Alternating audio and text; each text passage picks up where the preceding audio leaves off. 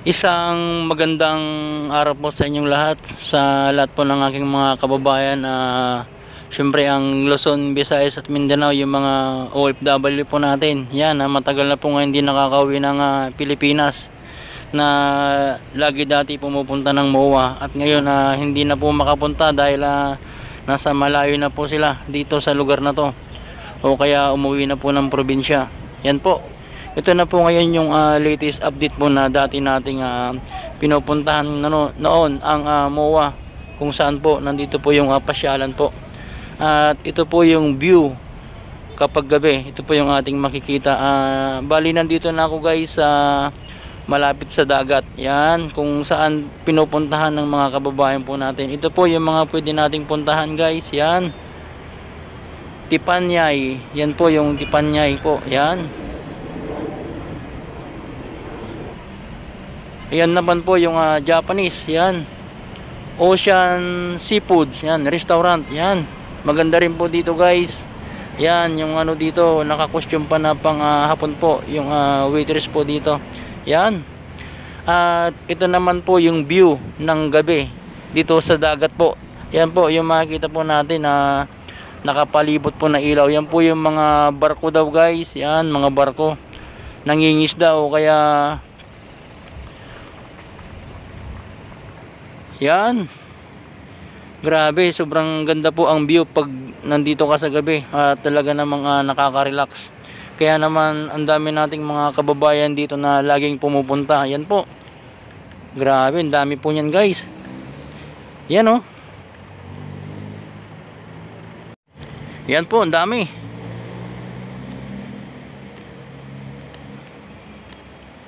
Noon pa man talagang ganito na po dito. Talagang pinapasyalan po ng mga kababayan po natin dito sa likod po ng MOA, dahil ito ay isang magandang pasyalan po. Bukod sa makikita nating dagat, talagang marirelax ka po habang makikita mo yung dagat dito. At dito rin madalas nyong maririnig yung mga eroplano, dahil 7 kilometers na lang po yung layo po dito ng airport. Yan po. Kaya madalas nating makikita po mga eroplano dito sa MOA. Yan po. Ang dami nating mga kababayan guys. Yan oh. Bawat kababayan po natin dito nagsasaya. Yan. Ang dami. Nakakatuwa po mamasyal dito, dahil nakikita ko sa bawat mga Pilipino dito, mga kapwa natin na Pilipino, masasaya po. Yan. Masayain po ang mga Pilipino guys. Yan po. Yan, may mga nagbibisikleta rin dito. May mga nakatambay po dito sa gilid po ng dagat. Yan po. Ang gandang pagmasdan yung mga ilaw po sa dagat po. Yan, at ang dami ring dito guys, bumibili ng kanilang mga pagkain, kung ano-ano pa yung mga pwede nilang bilhin na pagkain. At pwede rin po dito maglaro guys. Yan po. Ito po, 100 yata ito guys. Yan, ipapasok mo lang yung bola. At tingnan nyo naman po, marami pong nag-aabang at nanonood, dahil exciting po itong laro na ito. Kailangan mong ma-shoot yung bola po doon sa balde yata ito guys. Yan, kailangan mong paikutin yung bola doon guys. Yan. At ito po yung mga kababayan po natin na nandito. Grabe, sobrang ang dami po. Ang saya nilang panoorin guys. Yan. Habang namamasyal na rin ako dito, ibinidyo ko na rin po para makita rin po ng mga ating mga kababayan na talagang dinadagsa po itong pasyalan na ito dito sa MOA po. Yan. Grabe, ang dami po. Yan po yung mga bibi po. Yan po yung pansandok. Sasandukin mo lang yung bibi yan guys. Yan, magkakaroon ka na ng prize. 100 daw yan guys. Yan, 100 yata ito. Yan po, ang daming bibi po dyan. Sasandukin mo lang. Yan, grabe, ang dami talaga nating mga kababayan po na tinatangkilik talaga ang pasyalan dito sa MOA. Yan po sila guys. Ang dami. Araw po ito ng Sabado guys, Sabado. Kaya Biyernes po pala ng gabi. Kaya kinabukasan Sabado, karamihan po dito weekdays lang po, wala na silang pasok. Kaya yung mga ibang mga kababayan natin dito talagang nagre-relax po sila dito guys. Yan po. sobrang lawak itong pasyalan na ito. Yan. Kaya makikita nyo po, nagpapahinga po yung iba dito. Mamaya pag nakapagpahinga, mamamasyal na naman po sila dahil napakalawak po talaga dito guys. Yan po yung ating mga makikita ng mga kababayan po natin dito. May mga sumasakay po dito, o hindi naman to bisikleta guys, pero parang bisikleta na rin po. Yan, dito po sa fountain, ang dami rin pong nakatambay dito. Yan po sila guys, mga kababayan po natin dito na mga nagpapahinga po.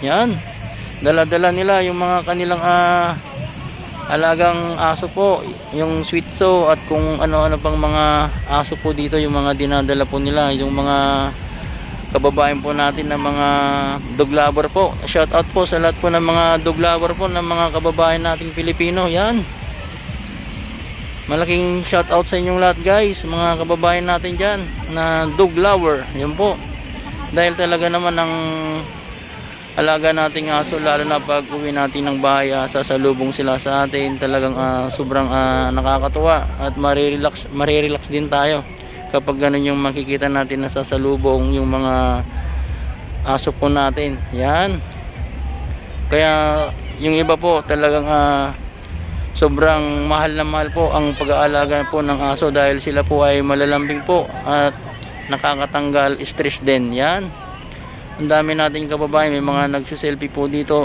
nagbibideo po. Yan, ang dami po dito nagre-relax guys. Yan, dami. Yan naman po yung aeroplano na maririnig natin.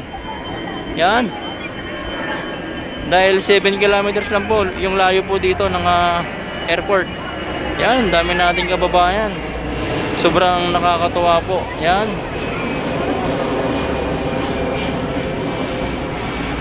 yan po, ang dami. At ang daming pumipila po dito guys. Yan po sila.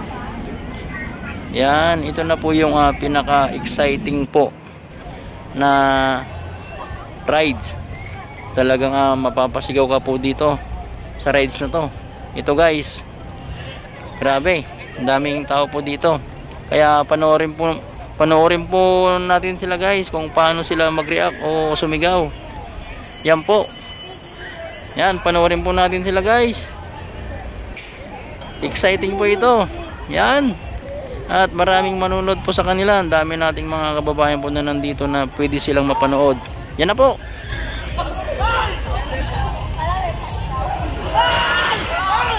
Yan na, naririnig nyo, napapasigaw na po sila. Yan, ang dami pong tumitili dito, sumisigaw, kaya napapamura po dahil sa sobrang taas at bigla kang ibababa.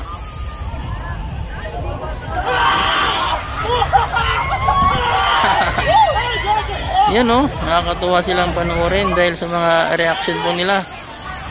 Yan yung mga kababayan po natin na nag-i-enjoy po dito sa MOA.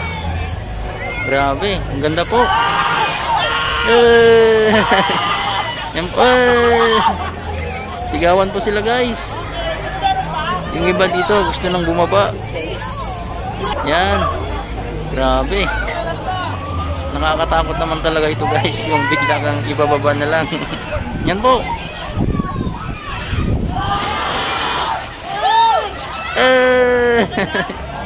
Nakakatawa guys, panoorin yung mga kababayan po natin dito na nagsasaya. At syempre bilang namamasyal na rin po, in-enjoy ko na rin po yung pamamasyal po dito. Yan, kasi ang pinaka gusto ko po dito yung dagat, pasyalan, tignan po kasi nakaka-relax po ang dagat. Yan, yan na po guys, pababa na po yung mga kababayan po natin na sumakay po. Yan, at salamat po at na-enjoy po nila yung rides na to. Yan, ang dami pong natutuwa guys kasi pababa na po sila, pero kanina sobrang sigaw nila, tili nila, yung iba gusto nang bumaba. Pero ito na guys, yan, at na-experience din nila ang sumakay po dito. Shoutout po sa lahat po ng mga aking kababayan na naka-experience ng sumakay po dito. Yan po, napaka-exciting po na rides po ito, nakakatakot. Yan,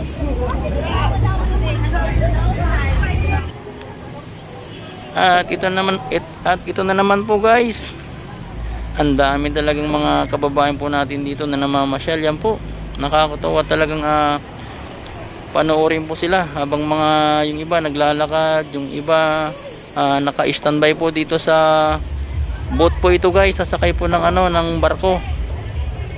Yan, 200 yata isa nito guys pag sasakay ka. Ito po yung mga rides po dito, pwede po yung mga anak natin dito, yung pamangkin po, dalhin po natin para makapasyal din po sila. Yan, mga inaanak po. Dahil malapit na ang Pasko, dalhin po natin sila dito guys, pwede po. At sumakay din po dito sa boat ride. Yan po, ang boat ride. Yan, yan po yung mga dagat. Ang daming mga barko po doon na nakailaw. Yan, sobrang dami talagang nakakatuwa ang mga kababayan po natin na nandito. At dito rin po, ang daming kumakain po dito. Yan, napakalawak na dining po. Yan, na talagang yan po yung gusto kong sakyan, yung mataas na yan, para mag video po sana sa taas. Yan, kaya lang kulang na ako sa oras. Yan po, naka holding hands po. Yan, mga kababayan po natin dito. Yung mga iba na nagde-date po dito, yung iba magtutropa, magkakatrabaho po, pag out nila ng kanilang trabaho dito sa MOA, dito sila pumupunta para mag-relax dahil Sabado bukas at walang pasok, kahit linggo, kaya pwede silang mag-relax guys. Yan na naman po yung eroplano guys. Yan, maririnig natin yung eroplano. Talagang sobra nating ang dami talaga nating mga kababayan po dito. Nakakatuwa po sila guys. Yan, ito na po yung mga nagpapahinga at napagod na siguro kanina, nag-ride o kaya nag-ikot, kaya umuupo muna sila dito. Yan po, ito po yung gusto kong sakyan guys para mag-video sana sa taas. At ito naman po yung Gilligans na talagang tinatangkilik po ng mga kababayan po natin dito. Yan po, marami pong pagkain po dito na pwedeng pagpilian, yung menu po nila, menu. Yan, ang dami, grabe, sobrang dami po ng ating mga kababayan. Shout out po sa lahat po ng mga nandito po, araw po ng Sabado. Yan po, Biyernes pala guys, Biyernes, hindi pala Sabado to, Biyernes. Kasi Sabado wala silang pasok, kaya ang dami nilang nagre-relax po dito, nag-i-enjoy po sa mga rides. Yan po. Ito guys, 100 din yata bayad dito. Ito yung gusto kong sakyan talaga, yung sobrang taas, tapos doon mag-video sana para makita yung view ng buong MOA, o kaya doon pa sa mga dagat po. Yan, grabe, ang dami po nating mga kababayan po dito na natutuwa po. Yan, yan po, kaya tinagalan ko pong mag-video dito. Yan, kasi talagang napakaganda po ito, itong view ng rides na to. Yan po, grabe yung mga bakal nito, talagang ang lalaki. At safe na safe sakyan ito kahit noon pa man wala pang nabalita dito na aberya. Kaya sa mga gustong mag-rides po dito, safe po ito guys. Yan, ang pag-ikot po nito guys mabagal lang, kaya mai-enjoy mo yung view pag nandito ka sa taas. Tanaw mo po ang Metro Manila. Yan, at hindi daw ito nakakatakot kasi nga dahan-dahan lang yung pag-akyat niya. Pero dito talaga ako natakot sa pirates na to, itong barko. Kung sa mga hindi pa po naka-experience dito, kung makikita nyo po, parang simple lang po yan. Yan po, ang dami po nila. 100 po bayad dito guys sa pirates boat na to, yung piratong tawagin nila. Yan, 100 po, at ang dami pong mga nakapila pa. Yan, mga kababayan po natin yun, oh. Hello. At nung na-experience ko ito, talagang sabi ko kakaiba pala to na rides. Akala ko simple lang, pero halos nung pagkatapos namin mag-rides at bumaba kami dito, halos masuka-suka ako, o kaya nahihilo ako, pinagpawisan ako ng malagkit guys. Yan, ito po yung pwede nating maramdaman pagkatapos nating mag-ride dito sa barko na to. Yan, napakasimple kung titignan. Yan, kaya malaking shoutout po sa lahat po ng mga naka-experience na pong sumakay po dito sa Pirates. Yan naman po yung eroplano. At ito na nga po guys, nagsisimula na po siya. Yan. Sa una, makikita po natin na yan. Yan, tatlo. Yan na po. Pataas na po ng pataas ito. Yan. Kaya shoutout po sa lahat po ng mga nakasakay na po dito. Yan, ang mga kababayan po natin. Grabe. Yan po. Napakasimple lang po. Yan na po. Pataas na po guys. Yan. Titilian na po yung mga tao dito guys. Yan. Yan na po. Tumaas na naman. Yan. Yung pagtaas po dito guys, okay lang yon. Yan. Pero yung pagbabang ganyan, yung pagbaba niyang ganyan, yan po yung nakakatakot kasi parang halos mawalan tayo ng hangin sa katawan. Yan po.